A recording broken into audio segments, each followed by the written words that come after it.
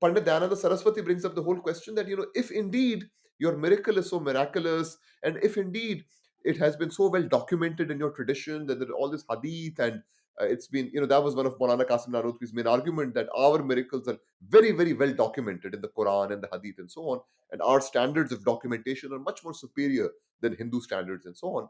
So Pandit Dayananda Saraswati brings up the question of, if your standards are so superior, then how come this miracle of splitting the moon in half, Shakul Qamar, why has that not been recorded in this thing called world histories?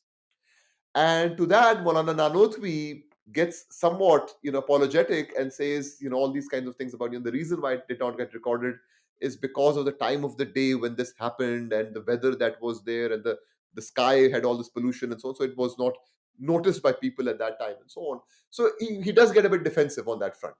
But then he also says, okay, fine. How about your miracles of, you have miracles in the Mahabharata and so on. Where have they been recorded in world histories? So the interesting thing to me there is that you have a Muslim scholar and a Hindu scholar who are engaging in a debate about their own traditions, but now they are feeling pressured to show the compatibility of their traditions with this new category called world histories, with this new idea called the scientific improbability of miracles. So you have these thinkers who are now obliged to, they have this pressure, they don't have any other option but to engage with a whole new set of categories, expectations, pressures, which are the product of colonial modernity.